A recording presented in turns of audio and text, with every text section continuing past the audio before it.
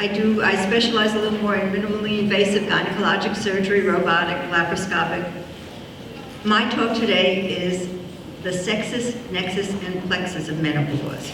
I have to credit Henry Miller, the American expat who was in Paris, whose original title I stole. But sexus, nexus, and plexus, dyspareunia, osteoporosis, memory loss. So his title fits us well. I was going to call it the post-reproductive years, but now that Facebook and other companies are allowing us to freeze our eggs, there is no post-reproductive year. So that's important for us to realize as we look at this. But we are going to talk about the actual facts. So menopause, what is it? What's the data that exists out there? What's the time frame? It's important to realize for all of us that menopause is a very natural and normal event in a woman's life. It's listed as the permanent cessation of menstruation after loss of ovarian function, but in reality, it's the loss of ovarian function no matter what.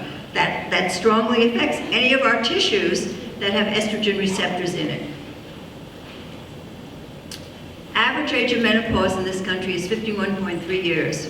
That has not changed since the early 1900s when they started keeping track of it. The age of menarche, the start of menstruation, has gotten younger and younger. The age of menopause has stayed the same. One of the things we know, though, is in North America, the life expectancy is at least 76 years. Women well exceeding men. Who says we are the weaker species, right? Women, therefore, will live at least 1/3 of their lives in the postmenopausal state. The Census Bureau in 2014 said the number of women equal to or greater than 50 years was at least 55 million. Perimenopause is considered the time immediately before menopause, extending to 5 years after menopause. Prior to menopause, irregular menses, the perimenopausal transition, can even last up to 4 years. The actual definition of menopause is no menstrual cycle for 12 consecutive calendar months. The definition of perimenopause is no menstrual cycle for 3 consecutive calendar months. We also know in terms of health statistics, anyone who's a smoker or is an undernourished woman will experience menopause at a younger age.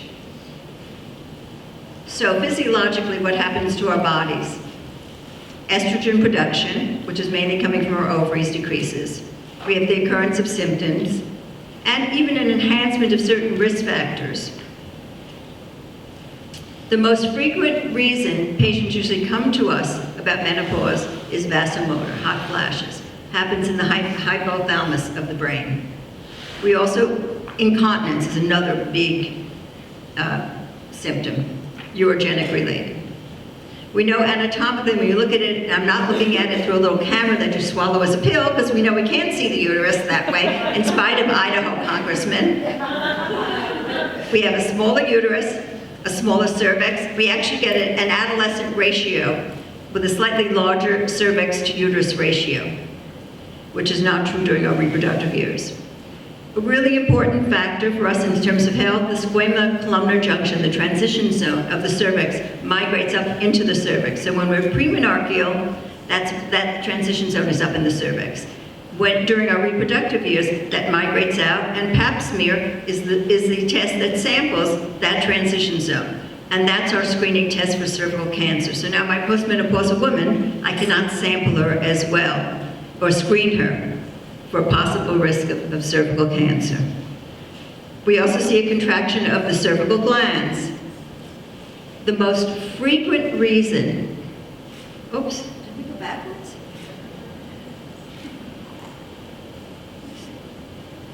As we said before, the most frequent reason that a patient comes to us is the vasomotor and the urogenic. I apologize, that was my hitting the wrong arrow here. We also have smaller labia. Our labia majora shrinks even more than our labia minora. We have loss of the subcutaneous fat and the elastic tissue, leading to all kinds of complications for our older women because we're exposing the urethral os more to the outside world. We see a lot more urinary tract infections in women who are older. The Bartholin gland secretion decreases. We get vaginal dryness, pruritus, and even a sense of discomfort in the vagina. Smaller clitoris. The vagina itself is known to shorten and get more narrow. We talked about dyspareunia before. The rugae in our vagina become less prominent. We lose the submucosal connective tissue. That increases under it. So our rugae then is lost. The vagina becomes very smooth, much more prone to trauma. I've heard really bad jokes about menopause where people say, menopause is when the rugations in your vagina go to your face. So with the thin vaginal epithelium, as we said before, there's dryness, there's fragility. Even if you're someone who's not sexually active, women come to me complaining of hurting in their vaginas. The glycogen contact of the epithelium decreases. We have inhibition of the lactobacilli, allowing growth, therefore more irritation, more trauma, more vaginal infections. Our urethra that we were just talking about becomes shortened. We see a lot of atrophic cystitis. So the urination hurts, but there's no urinary tract infection. We see urethral caruncles. We see dysuria, frequency, nocturia, which is one of the worst in terms of keeping us up at night, therefore leading to a lot of the psychogenic effects that we see in our women. We see pelvic relaxation, cystocele, urinary prolapse, rectocele, complete prosodentia, again creating yet a further risk for urinary sepsis in our older women. So if I have a cystocele, my bladder is lower than the urethral os that empties the urine. So I'm going to get urinary retention leading to urosepsis, and we see a lot of older women dying of something as simple as urinary sepsis. We have flaccid breasts. Our glandular tissue atrophies. Do you remember the Cooper's ligaments we usually don't talk about them except when we're in anatomy class, right? They become less elastic. The nipples become smaller, less erectile function. Ducts decrease in size. We get a thinning of our hair. Some of it is from the androgenic effects. So we know in our bodies, even postmenopausal ovaries continue to give off some testosterone. So when we're younger, our estrogen is here, our testosterone is here. As we get older, that estrogen drops. The testosterone doesn't necessarily go up, but now the proportion is different, the relationship is different. We get increase of facial hair. Do you remember the old nursery rhyme, not by the hair of my chinny chin chin? It's true. I don't know where that came from, but it so relates to this stage of our lives. One of the important life-threatening issues is density bone loss, osteoporosis.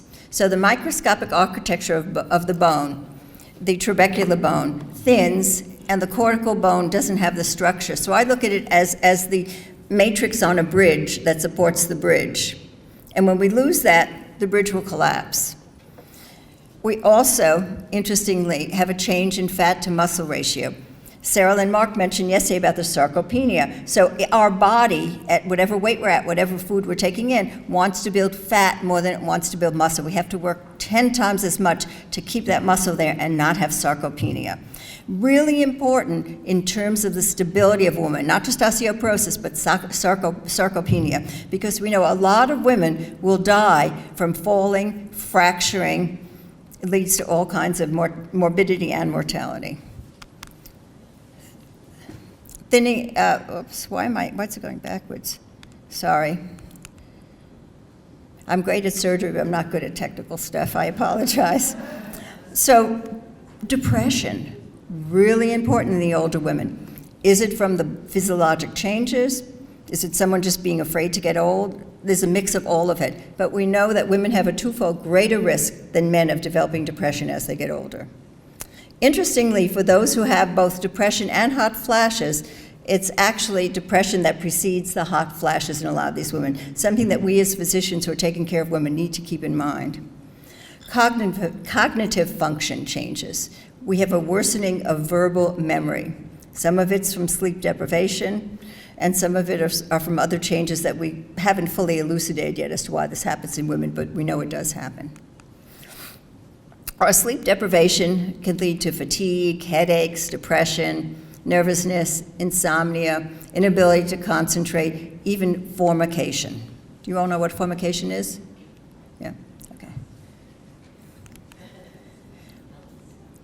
Pardon?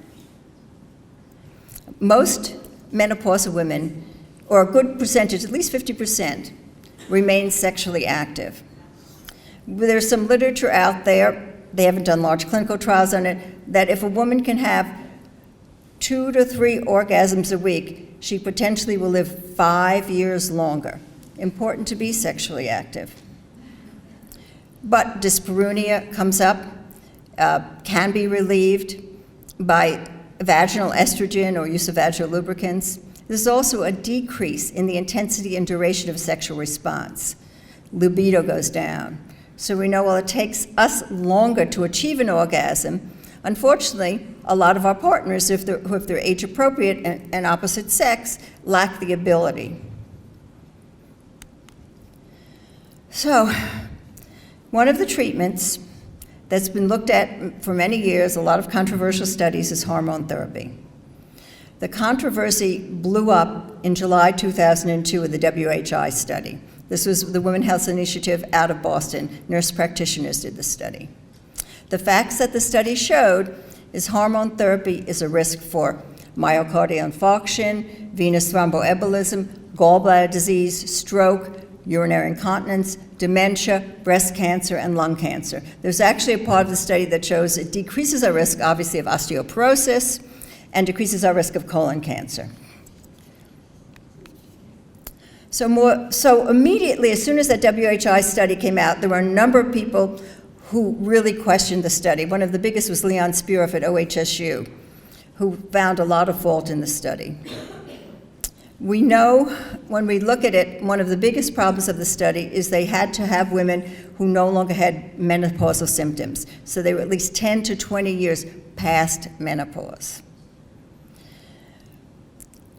And we know that that group of women are at much greater risk for some of these effects of cardiovascular, breast cancer, et cetera.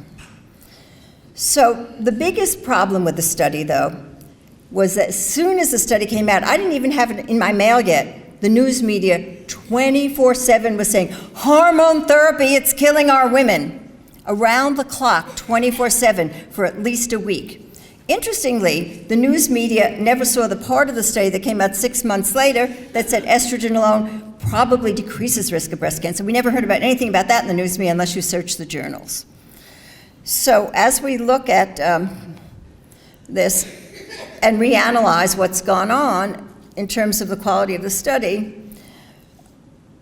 we knew that hormone therapy, studies are showing now, should be initiated within 10 years of menopause. If the woman is going into menopause and we initiate hormone therapy, a lot of these risks that were in the study are not there.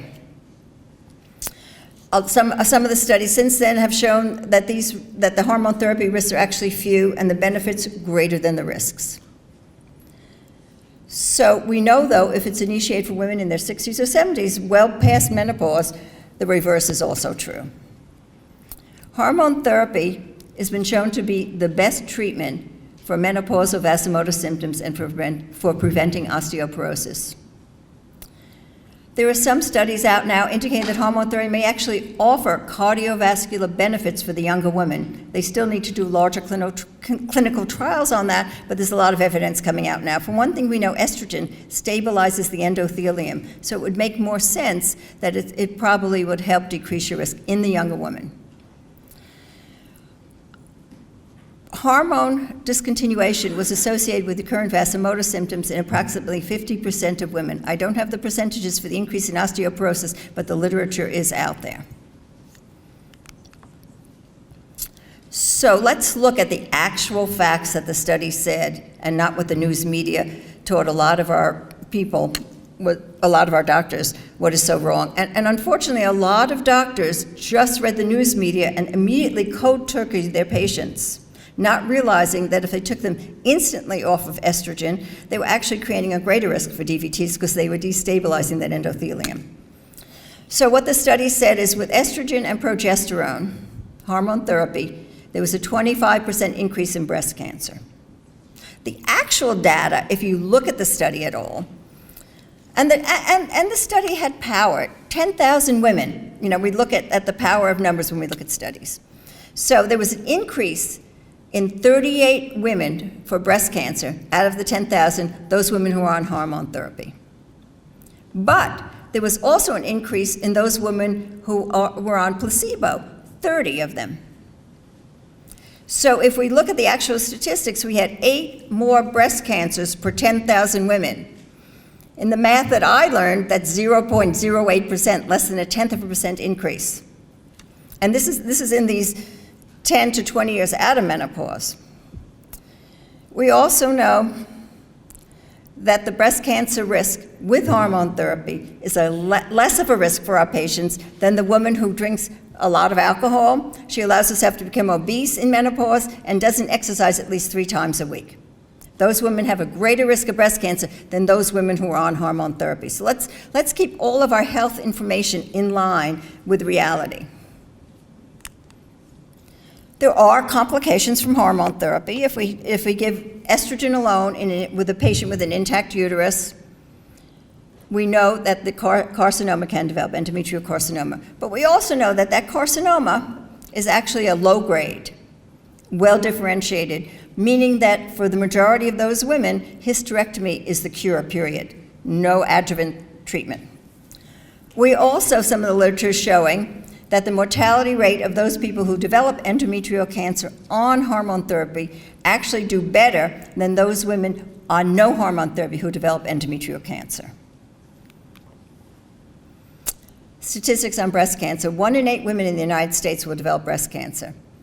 It's the most prevalent malignancy in women. It's the second leading cause of death from cancer. In 1987, lung cancer surpassed breast cancer as the #1 killer. It's also has 10 times the death rate of endometrial cancer. A lot of endometrial cancers actually present pretty early with symptoms, and if your patient follows up with you, you really can cure them. But let's also keep in mind the real information. 10 women die each year from heart disease in a far, far greater number than breast cancer. And let us not forget that. And that also relates to some of that we've talked about and how to keep yourself healthy. Don't gain that weight. Make sure that you're eating carefully. Exercise. There are some very strong contraindications to any estrogen therapy. If you have any unexplained vaginal bleeding, impaired liver function, uncontrolled hypertension, active thromboembolic disorders, breast cancer, porphyria. Relative contraindications, again, you have to judge it by your patient. There are no strict rules here. You have to be a good clinician. Hypertriglyceridemia, gallbladder disease, migraine headaches, endometriosis and endometrial cancer, as well as pancreatitis, and a strong family history for breast cancer. So what do we do as alternative to hormone therapy? Certainly what we've been talking about all along this talk is a healthy lifestyle. Reducing your simple carbohydrates, increasing your complex carbohydrates, exercising, taking the calcium, vitamin D, not smoking, making sure your weight is within the proper BMI for your height, and increasing your exercise. Thank you.